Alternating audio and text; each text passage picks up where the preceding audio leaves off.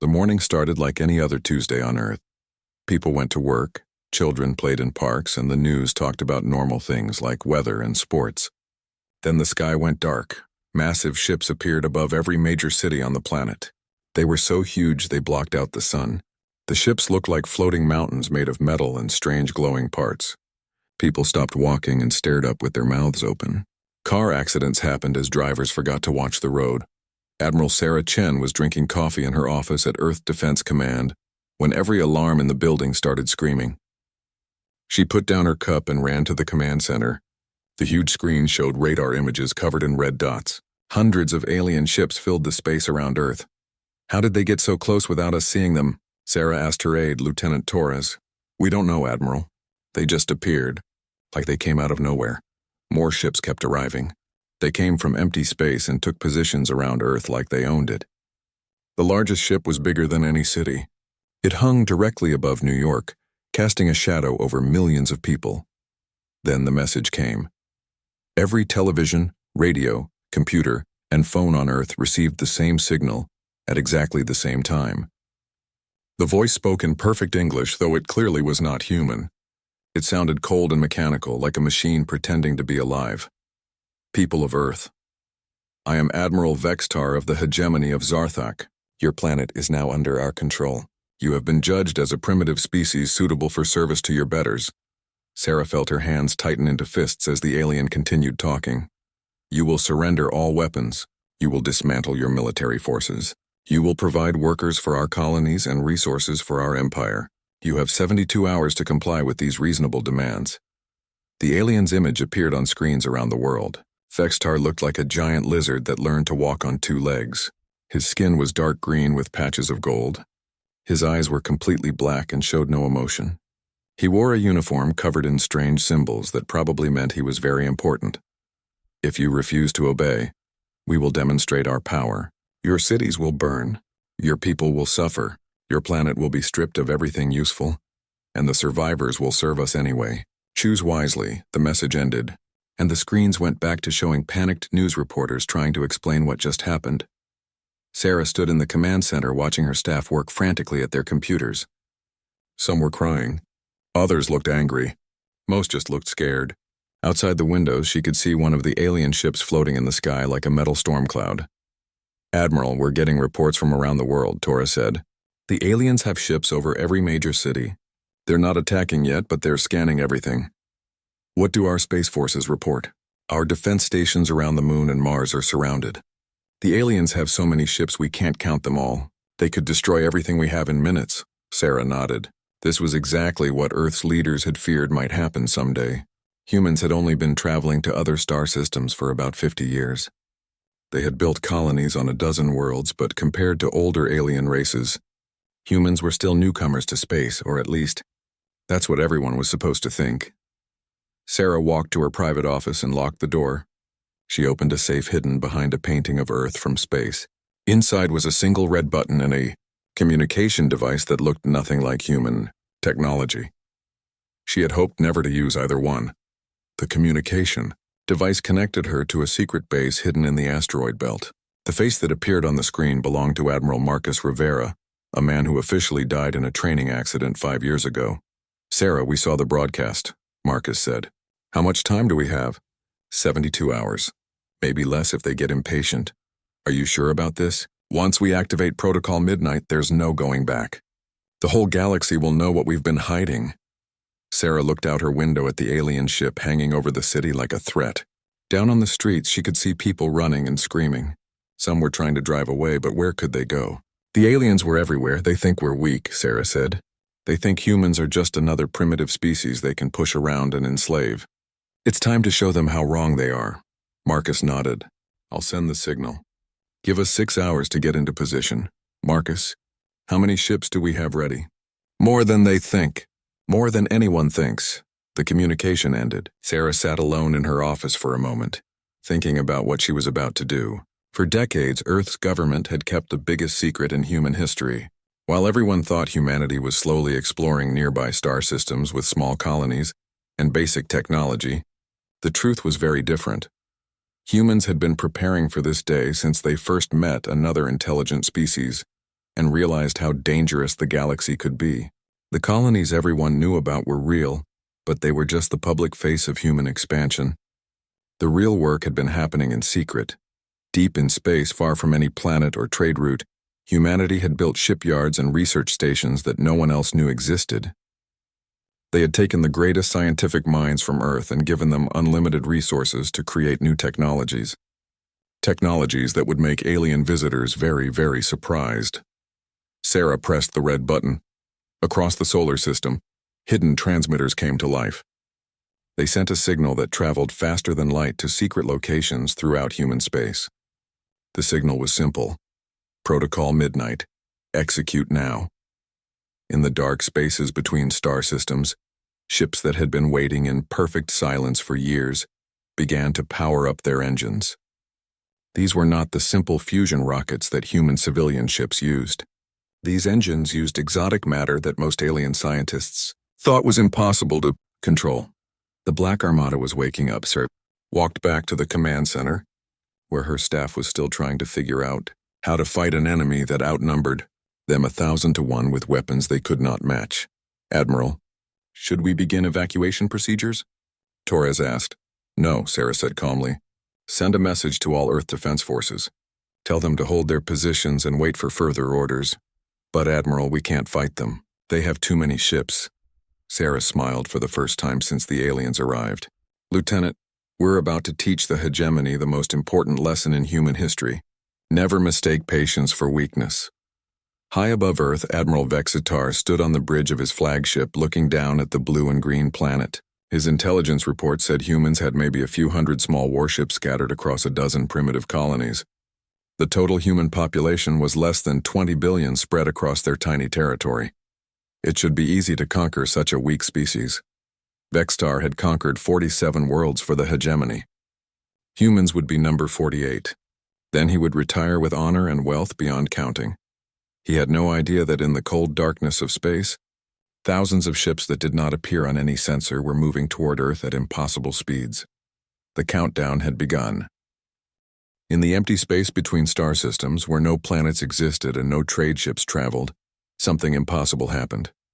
Ships began appearing out of nothing. They did not arrive with bright flashes of light like most space vessels. They did not leave trails of energy or make any sound.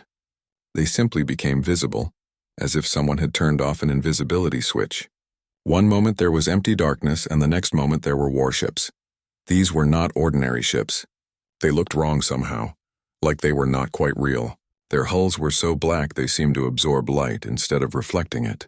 Even their engines barely glowed, giving off only a faint blue shimmer that was hard to see unless you knew exactly where to look. Captain Marcus Rivera stood on the bridge of the flagship called Defiance and watched his fleet come to life around him. Through the windows he could see hundreds of other ships appearing from stealth fields that had hidden them for years. Each ship was crewed by volunteers who had given up their normal lives to serve in humanity's greatest secret. All ships reporting ready status, Captain, said Commander Lisa Park, his second in command. Lisa had been one of the first people to volunteer for the genetic modifications that let humans control the dark matter cores.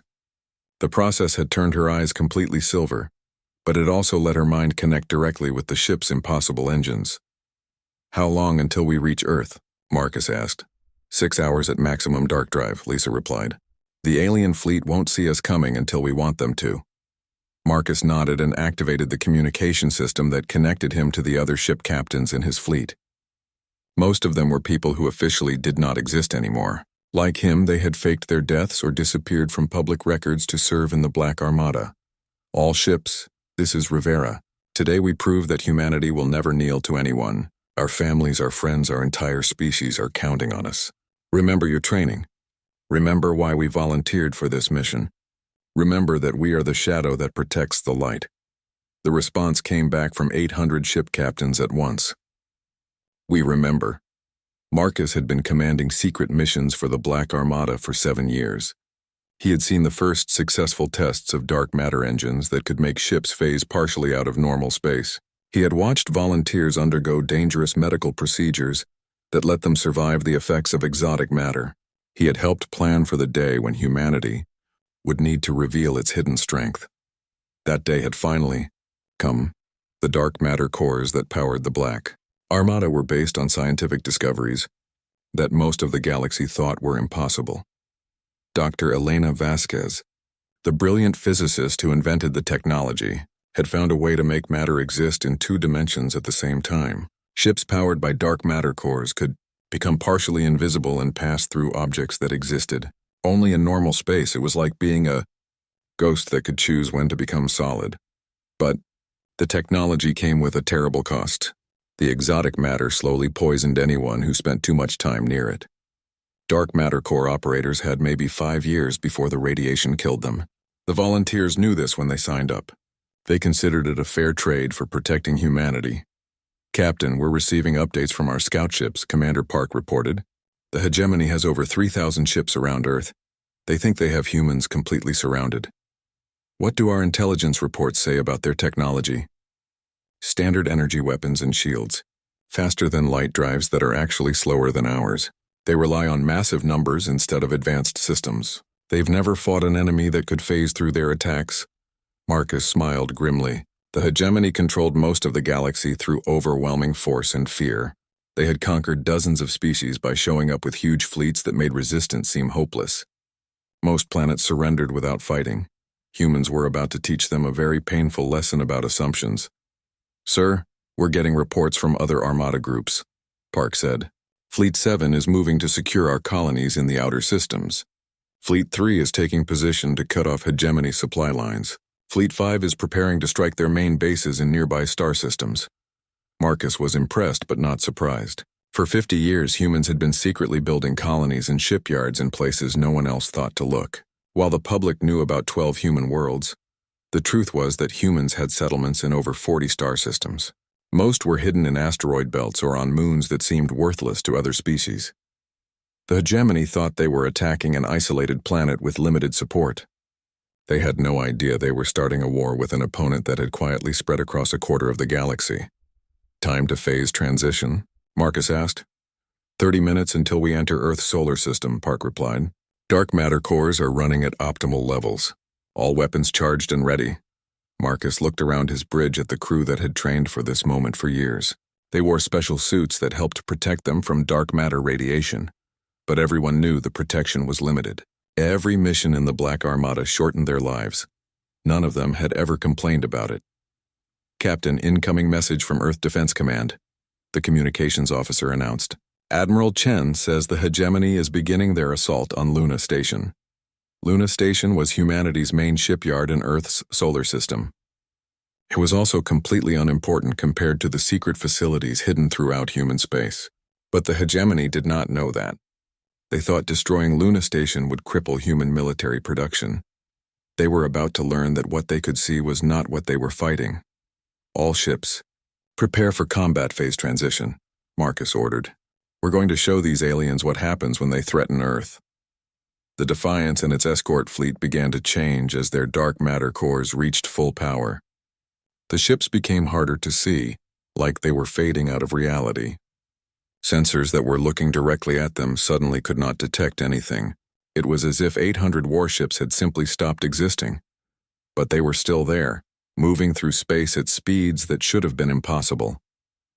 The dark matter drives let them ignore some of the normal rules about physics.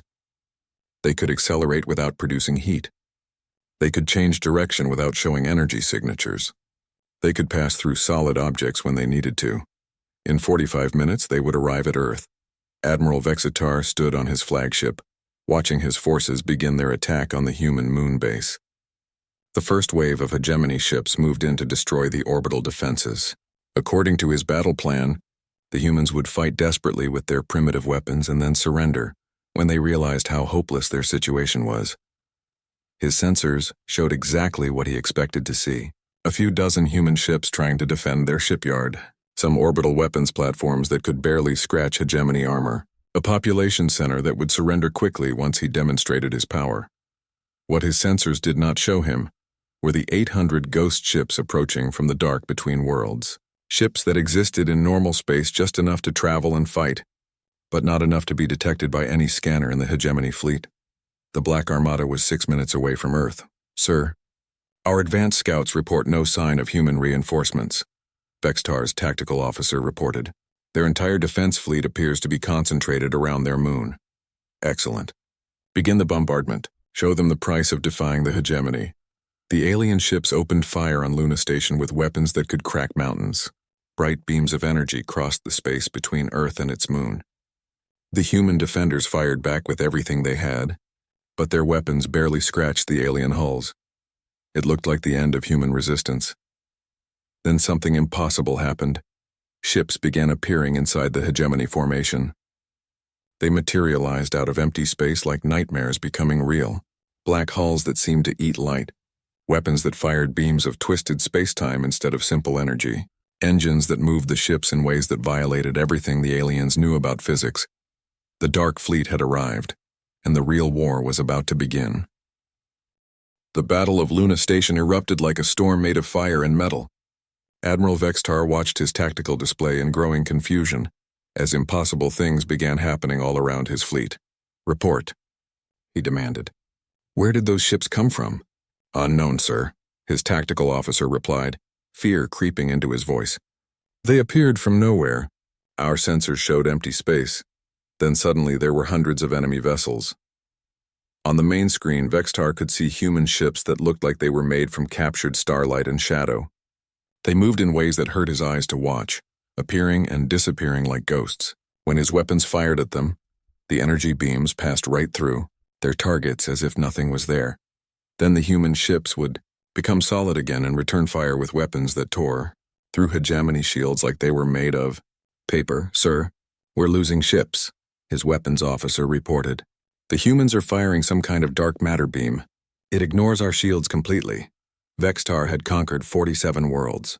He had fought species with energy weapons, projectile weapons, and even some that used biological warfare. But he had never seen anything like this. Ships that could phase in and out of reality were not supposed to exist. Captain Marcus Rivera stood on the bridge of the Defiance and watched his fleet tear through the alien formation like sharks attacking a school of fish. The Black Armada had trained for this exact scenario for years. They knew exactly how to use their impossible technology to maximum effect. Target their command ships first, he ordered. Take out their communications and their ability to coordinate. The human ships moved through the hegemony fleet like deadly ghosts. They would phase out of normal space, pass through enemy hulls, then become solid again inside the alien ships. Dark matter weapons fired at point-blank range from within the enemy vessels themselves. It was not a fair fight. It was an execution. Captain, we're receiving surrender signals from the enemy outer formations, Commander Park reported. Some of their ships are trying to retreat. Let them go for now, Marcus replied. We want survivors to carry word back to their leaders about what happens when you threaten Earth. But even as the Black Armada dominated the battle, Marcus knew they were paying a terrible price. Each time a ship phased through an enemy vessel or used maximum power on its dark matter core, the exotic radiation became stronger. His crew was being slowly poisoned by the very technology that made victory possible. Dr. Elena Vasquez watched the battle from Earth's Defense Command Center, her heart filled with pride and horror at the same time. On the screens, she could see her theoretical physics becoming devastating reality. The equations she had worked on for 20 years were now destroying alien warships. The dark matter cascade is holding stable, she reported to Admiral Chen. But we're seeing power fluctuations in some of the core matrices. The ships can't maintain this level of phasing indefinitely. Admiral Chen nodded grimly. How long do we have? At current usage rates? Maybe 6 hours before the cores start burning out. Less if they have to fight at maximum intensity. That was the secret weakness of the Black Armada.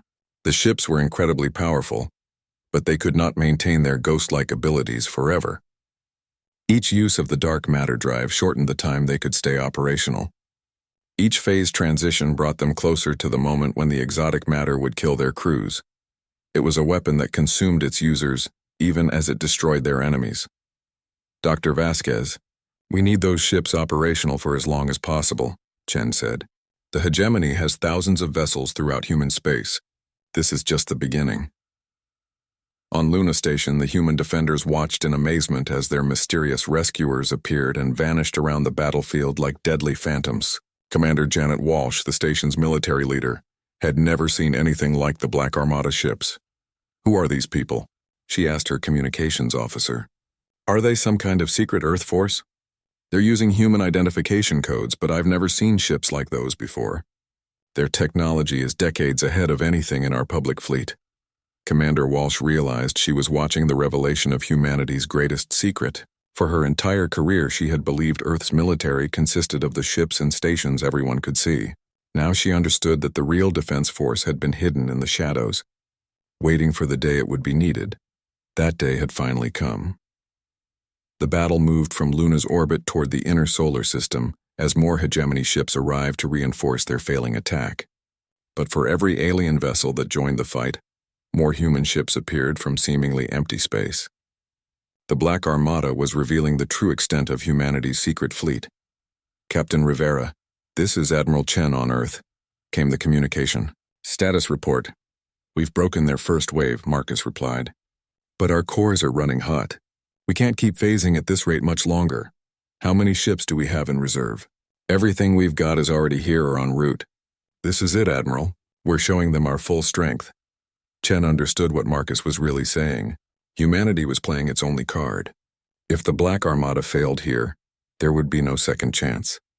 The exotic matter technology was too dangerous to mass-produce and too costly in human lives to maintain indefinitely. This battle would determine whether humans remained free or became slaves to an alien empire. "Marcus, we're detecting hegemony reinforcements arriving from 3 directions. They're bringing everything they have." On his tactical display, Marcus could see the new threat developing. More alien fleets were entering the solar system, surrounding Earth with overwhelming numbers. Even with their technological advantage, the Black Armada could not fight the entire hegemony navy. "All ships, this is Rivera," he broadcast to his fleet. "We're about to be outnumbered 10 to 1. Remember that we volunteered for this mission knowing we might not go home. Our families are counting on us. Our species is counting on us." The response came back from hundreds of ship captains. For humanity. As the new alien fleets closed in around Earth, something unexpected happened. More human ships began appearing, but these were not Black Armada vessels. They were conventional spacecraft from the hidden colonies that had remained secret for decades. The hegemony had thought they were attacking an isolated planet with limited support. Instead, they found themselves fighting a species that had quietly spread across dozens of star systems, while pretending to be weak and primitive. "Sir, our long-range sensors are detecting human fleets emerging from asteroid belts throughout the system," Vextar's science officer reported. "They've been hiding ships everywhere." Admiral Vextar felt something he had not experienced in his 47 conquests. Doubt. The humans were not behaving like a defeated species. They were fighting like they believed they could win. Worse, they seemed to have technology and resources that his intelligence report said were impossible. "How many human ships are we facing now?" he asked. "Unknown, sir. They keep appearing from places our sensors said were empty. We may be looking at 1,000 vessels or more." 1,000 ships was still fewer than the hegemony fleet, but these were not ordinary human vessels. Half of them could phase through solid matter and fire weapons that ignored shields. The other half seemed to have been built specifically for fighting in Earth's solar system. With perfect knowledge of every asteroid and moon, for the first time in his career, Admiral Vextar began to wonder if he might lose a battle. The thought terrified him more than he cared to admit.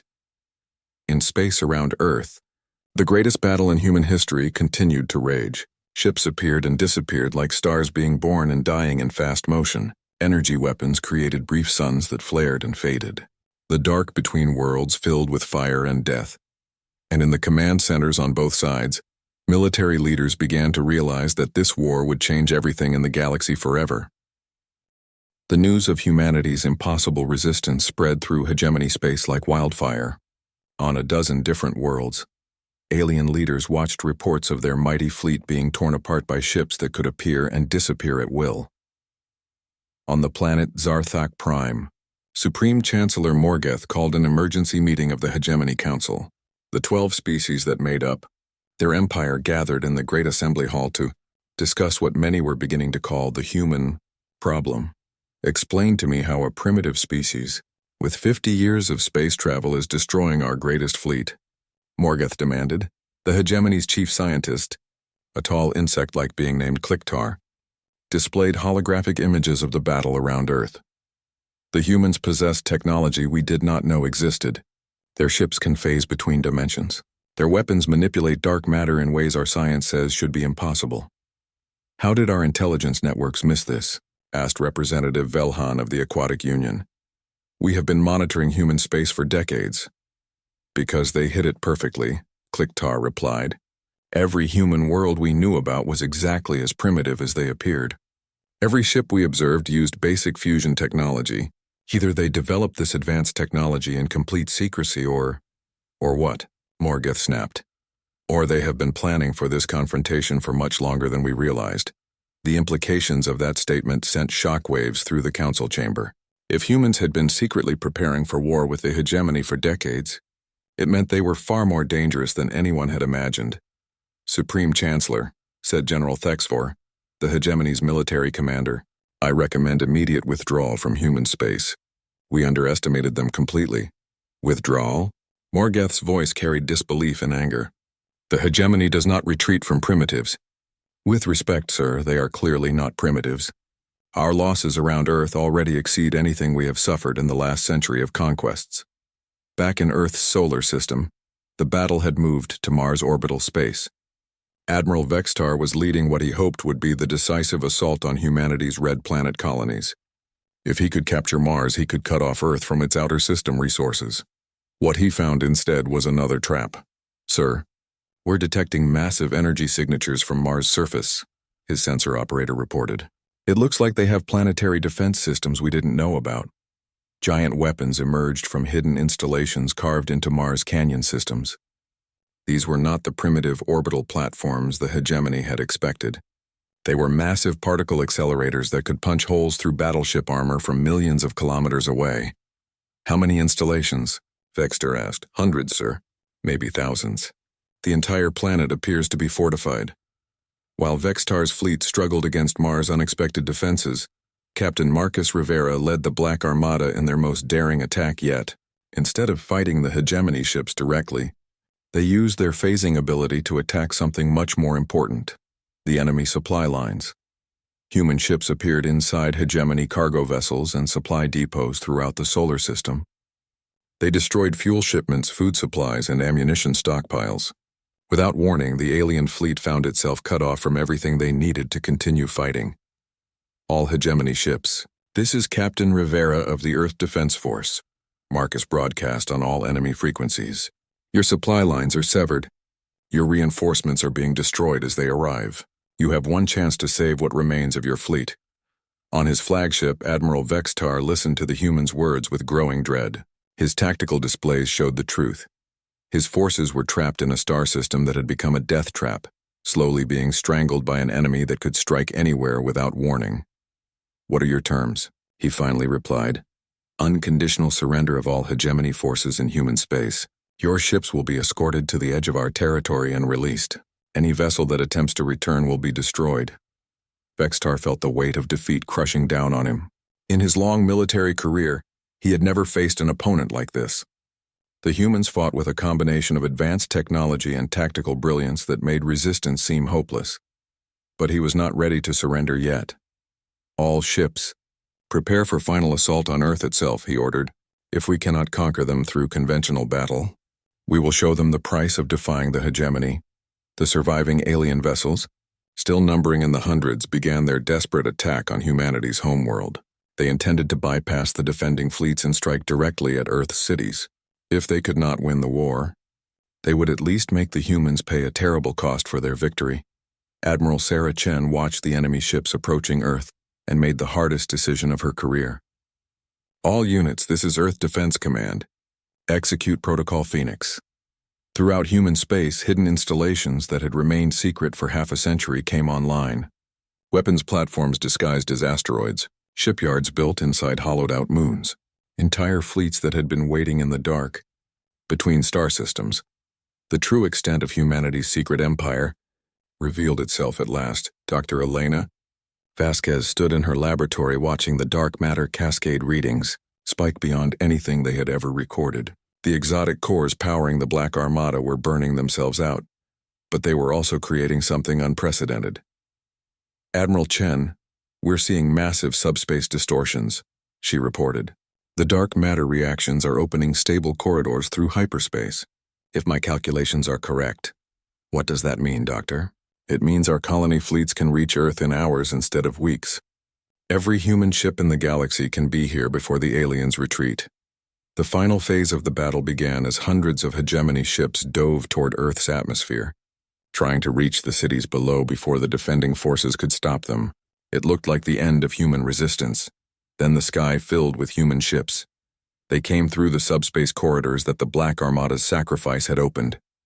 Fleets from 40 hidden colonies, carrying weapons and technology that the galaxy had never seen. Ships built in secret shipyards using resources from 100 asteroid belts. The combined might of human civilization revealed at last. Admiral Vextar stared at his tactical display in complete shock. The numbers were impossible. Where there had been hundreds of human ships, now there were thousands. Where there had been primitive colonies, now there were advanced civilizations. Everything the hegemony thought they knew about humanity was wrong. "Sir, incoming transmission from the human fleet," his communications officer announced.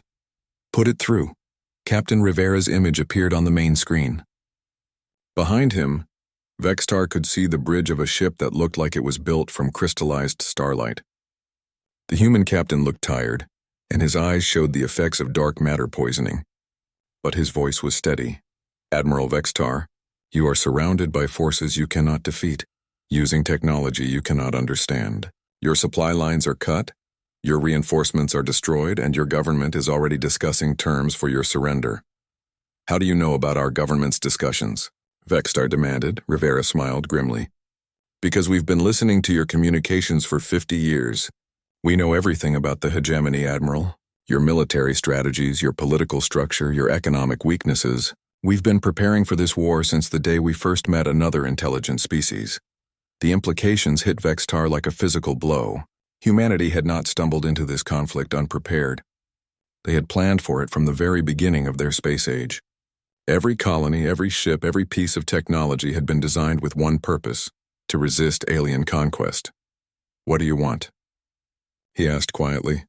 "Your surrender, and a message carried back to the Hegemony Council. Earth and her colonies are under the protection of the Black Armada now. Any species that threatens human worlds will face the same fate as your fleet." Vextar looked around his bridge at officers who could no longer hide their fear. They had come to conquer primitives and found themselves fighting the most advanced military force in the galaxy. A force that had been hiding in plain sight for decades. "All hegemony ships, this is Admiral Vextar," he broadcast. "Cease fire and surrender to human forces." The battle was over, but the real shock was just beginning, as news of humanity's victory reached every corner of the galaxy. The surrender of Admiral Vextar's fleet sent shockwaves throughout the galaxy that were felt on every civilized world. Species that had lived in fear of the hegemony for centuries suddenly realized that the seemingly unstoppable empire could be defeated. On Earth, the celebrations lasted for days. People filled the streets of every major city, looking up at the sky where alien ships had once threatened their world. Children who had hidden in bunkers now played in parks, pointing at the human vessels that patrolled overhead like protective guardians. But in the command centers where the war had been fought, the mood was more somber. The victory had come at a terrible cost. Captain Marcus Rivera sat in a medical bay aboard the Defiance, his body slowly dying from dark matter poisoning. Around him, hundreds of other Black Armada crew members faced the same fate. The exotic radiation that had made their ships nearly invincible was now killing the people who had operated the technology. "How long do we have?" Marcus asked Dr. Elena Vasquez, who had come aboard to personally examine the crew. 6 months, maybe a year for some of you, she replied honestly. "The dark matter exposure was more severe than we calculated." "I'm sorry, Marcus. We knew this technology was dangerous, but we didn't know it would be this bad." Marcus nodded calmly. He had known this day would come when he volunteered for the Black Armada. It was worth it. Our families are safe. Our species is free. That's what matters. Dr. Vasquez felt tears in her eyes as she looked at the man who had helped save humanity. Her scientific breakthrough had created the most powerful weapons in the galaxy, but it had also doomed the brave people who used them. "There might be a way to save some of you," she said quietly. "If we can modify the dark matter cores to work without direct human interface, Don't, Marcus said firmly. Don't waste time trying to save us when you could be helping the next generation. Train new crews. Build better ships. Make sure Earth never has to fear conquest again. Throughout human space, the revelation of the hidden colonies was changing everything. Worlds that everyone thought were barren rocks turned out to have massive underground cities. Asteroid belts that seemed empty were revealed to contain entire industrial complexes. The human empire was 10 times larger and more advanced than anyone had imagined. Admiral Sarah Chen stood in the Earth Defense Command Center, coordinating the integration of the secret fleets with the public military. It was a massive undertaking that would take years to complete, but it was necessary. Humanity could no longer pretend to be weak and isolated. Admiral, we're receiving communications from representatives of 47 different species, Lieutenant Torres reported. They're all asking about alliance treaties. Sarah was not surprised. News of humanity's victory over the hegemony had traveled fast, and species throughout the galaxy were reassessing their political positions. Many worlds that had been forced to join the hegemony were now looking for protection from a different source. What are they offering? Sarah asked. Trade agreements, technology exchanges, mutual defense pacts. Some are offering to share intelligence about hegemony military positions. A few are asking if we'll accept them as protectorates. Sarah considered this carefully. Humanity had revealed its strength to save Earth, but that revelation would bring new responsibilities. Other species would look to humans for leadership against oppression. The question was whether humanity was ready for that role. Schedule meetings with all of them, Sarah decided, but make it clear that any alliance with Earth will be based on equality, not domination. We're not interested in building an empire. On the planet Zarthak Prime, the Hegemony Council was in chaos. Half the member species were demanding immediate military action against humanity. The other half were quietly negotiating secret surrender terms. Supreme Chancellor Morgoth faced the collapse of everything he had worked to build. The hegemony's power had been based on the fear that resistance was hopeless. Now that myth was destroyed. The humans have offered terms, General Thexvor reported to the Council. They will release our captured ships and personnel in exchange for formal recognition of human territorial sovereignty. They also want the hegemony to cease all aggressive expansion for 50 years. Unacceptable, Morgoth declared. The hegemony does not negotiate with primitives. With respect, Supreme Chancellor, they are clearly not primitives, Thexvor replied. Their technology is more advanced than ours. Their fleet is larger than ours. Their intelligence network has been watching us for decades. We are the primitives in this situation. The truth of those words hit the Council like a bomb. For centuries, they had considered themselves the most advanced civilization in the galaxy. Now they discovered that a species they had dismissed as barely capable of space travel had been playing a game on a level they could not even comprehend. Representative Velhan of the Aquatic Union stood up to address the Council. I motion for acceptance of human terms. The alternative is the complete destruction of our military forces. The vote was close, but pragmatism won over pride. The hegemony formally agreed to human terms, ending the war before it could spread to other star systems. 3 months after the Battle of Earth, Captain Marcus Rivera stood on the observation deck of a space station orbiting humanity's newest colony world. His body was failing, but his mind was clear as he watched young pilots from 6 different species training together in the advanced techniques of dark matter ship operation. The human victory had created something unprecedented in galactic history, a voluntary alliance of species united by shared principles rather than conquest or fear. The Coalition of Free Worlds, as it came to be called, included not just humans but also the Aquatic Union, the Crystal Collective, and dozens of smaller civilizations that had chosen cooperation over domination. Captain Rivera, a young voice interrupted his thoughts. He turned to see a pilot trainee from the crystalline species, her translucent features showing the respect of her people for the human who had saved their world from hegemony conquest. Yes, Cadet Shaolin, the instructors say you were one of the first Black Armada commanders. Is it true that you knew you might die when you volunteered? Marcus smiled sadly. We all knew. The technology was too dangerous for long-term exposure. But we also knew that if we didn't take that risk, billions of people would suffer under alien oppression. Why did you do it? Marcus looked out at the stars where ships from a dozen species now traveled freely, no longer afraid of hegemony conquest fleets. Because some things are worth dying for. Freedom is one of them. The young alien pilot nodded solemnly. She was part of the new generation that would carry on the Black Armada tradition, using improved technology that Dr. Vasquez had developed to be safer for the crews. The dark matter cores still required sacrifice, but now that sacrifice was measured in years of shortened life, rather than certain death.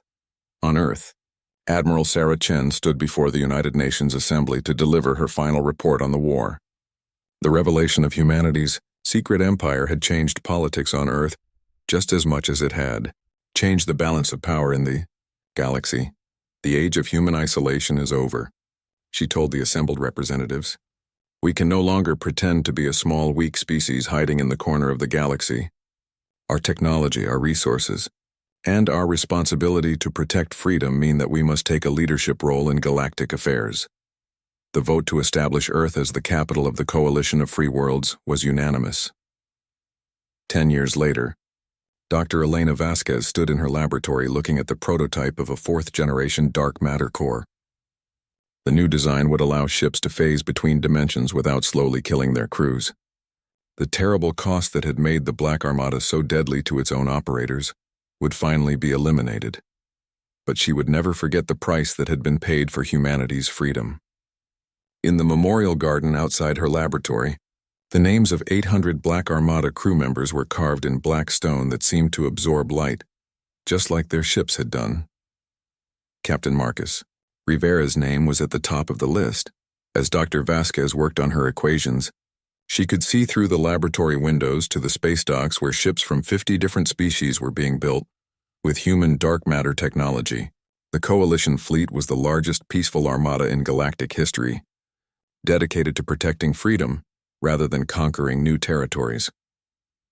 Children from dozens of species played together in the station's parks, growing up in a galaxy where cooperation was stronger than conquest. They would inherit a universe where the strong protected the weak instead of enslaving them. And sometimes, when the children looked up at the stars, their parents would tell them stories about the ghost ships that appeared when tyrants threatened the innocent. Ships crewed by heroes who gave their lives to prove that freedom was worth any sacrifice. The Black Armada had become a legend that would inspire generations to come. In the darkness between stars, automated beacons carried a simple message to every corner of the galaxy. This space is protected by the Coalition of Free Worlds. Any species that threatens peaceful civilizations will face the consequences. The age of galactic tyranny was over. The age of freedom had begun.